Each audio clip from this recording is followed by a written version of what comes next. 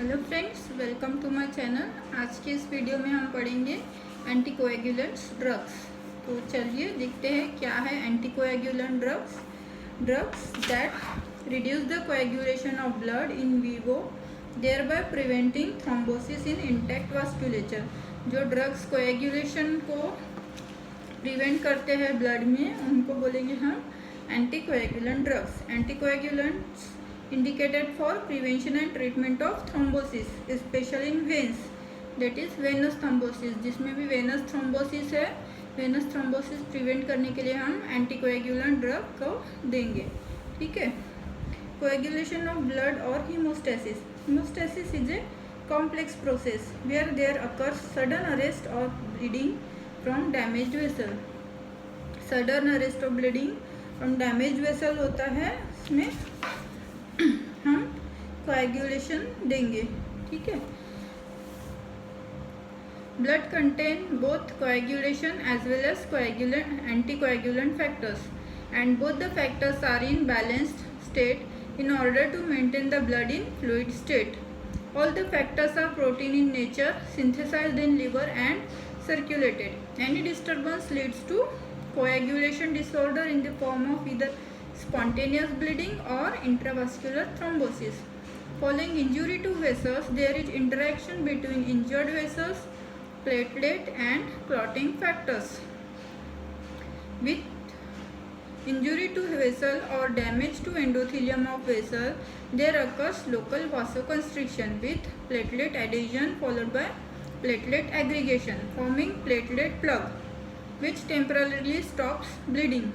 This is followed by formation of fibrin from fibrinogen।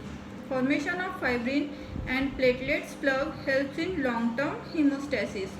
Formation of fibrin is the final step in the process of coagulation। It involves activation of various coagulation factors present in the circulating blood। The various factors involved in the coagulation are inactive and are proteolytic enzymes।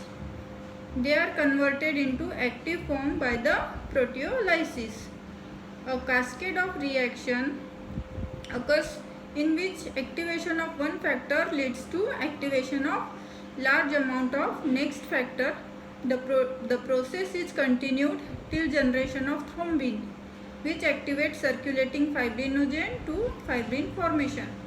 There are two pathways for formation of fibrin or coagulation, that is intrinsic in vitro pathway। This pathway activated when blood containing all clotting factors comes in contact with external surface such as glass or damage to vessel wall। फिर है second है extrinsic यानी कि in vivo pathway. It is activated by the tissue factor which is released as a result of tissue damage in the body। It is called extrinsic because some of the factors involved in the process of coagulating or hemostasis came from outside the blood। Following tissue damage, there occurs release of tissue thromboplastin, which activate circulating factor 7 followed by activation of factor 10। Both the pathway activates factor 10, which involved in conversion of prothrombin to thrombin, thus causes intrinsic pathway slow and extrinsic pathway rapid tissue damage। Factor 10 leads to 10A and then causes prothrombin to converted into thrombin 2A। It causes fibrinogen and fibrinogen is converted into fibrin। Fibrin is insoluble clot। Clotting factors synthesized in liver and need vitamin K। It includes factor 2, 7, 9 and 10 vitamin K dependent factors। Coagulation does not occur if blood vessel is intact with normal endothelium। Bleeding due to trauma, surgery leads to activation of coagulation system, causing blood coagulation and thrombus formation। Massive tissue injury results in generalized coagulation called disseminated intravascular coagulation, DIC. Blood clot is different from the thrombus. Clot is formed in vitro in the static blood and contains all the cells of the blood including fibrin and is amorphous. Thrombus is formed in vivo in arteries and veins.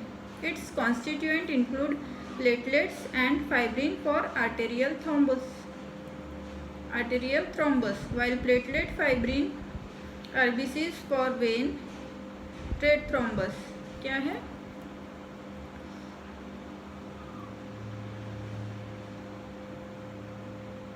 Thrombus is constituent of platelet and fibrin for arterial thrombus. Arterial thrombus में platelet और fibrin से बना होता है और platelet, fibrin and RBCs in vein, red thrombus.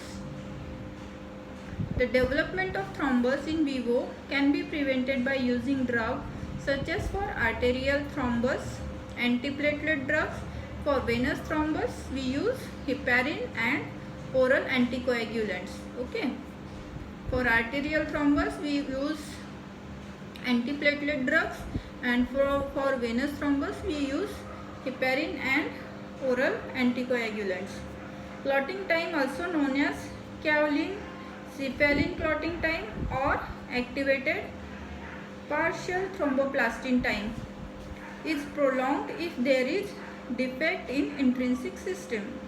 Prothrombin time is a measure of extrinsic system. It is prolonged if extrinsic system is defective. Prothrombin time is expressed as international normalized ratio. Both of PTT and PT are prolonged if there is defect in the common pathway. Anticoagulants are classification we see based on route of administration. In vivo use, parenteral route is rapid acting. We give heparin, effective in vivo and in vitro. Low molecular weight heparin-like substance, Ancrod, thrombin inhibitors like lepirudin and divalirudin. Others are donaparoid or fandaparinux. And in vitro use are sodium citrate, prevent clotting in blood in vitro. Sodium citrate, sodium oxalate and sodium edetate are the examples of in vitro use. Then oral classification is slow acting, that is example is coumarin derivatives and indendione derivatives. Coumarin derivatives are warfarin sodium, dicumarol, acinocumarol, thrombin inhibitor and rivaroxaban. And indendione derivatives are phenindione, not used due to allergic reaction, and dabigatran. Then second classification is based on rapidity of action. Those used for preventing clotting of blood inside the intact vasculature. Fast acting drug name is heparin and slow acting is example oral anticoagulants. Oral anticoagulants like coumarin derivatives, example warfarin sodium, bis hydroxycoumarin, and indendione derivatives example is phenindione. Okay. Then we see mechanism of action of heparin. Heparin prevents the clotting of blood both in vivo and in vitro. It binds and activates plasma antithrombin 3 factor. Activated AT3 then inactivates other clotting factors like 2A, 9A, 10A, 11A and 12A. Conversion of prothrombin to thrombin is inhibited. This inhibits thrombin mediated conversion of fibrinogen to fibrin. Low concentrations prolong APTT without significantly prolonging PT. High concentrations prolong both. Thus, low concentrations of heparin selectively interfere with the intrinsic pathway and high concentration affects the common pathway too. Mechanism of action of oral anticoagulants. अभी हम mechanism of action देखेंगे. They act as anticoagulants only in vivo. Act by interfering with the synthesis of vitamin K dependent clotting factors in the liver 2, 7, 9 and 10. They interfere with the generation of active hydroquinone form of vitamin K. This is required for the carboxylation of glutamate residues of factors 2, 7, 9 and 10. Carboxylation is essential for the activity of these clotting factors, inhibited by oral anticoagulants. Vitamin K epoxide to form vitamin K hydroquinone. Decarboxyprothrombin leads to prothrombin. Adverse effects are heparin. Bleeding due to overdose is the most serious problem. There can occur hemorrhage from various sites such as peptic ulcer, kidneys and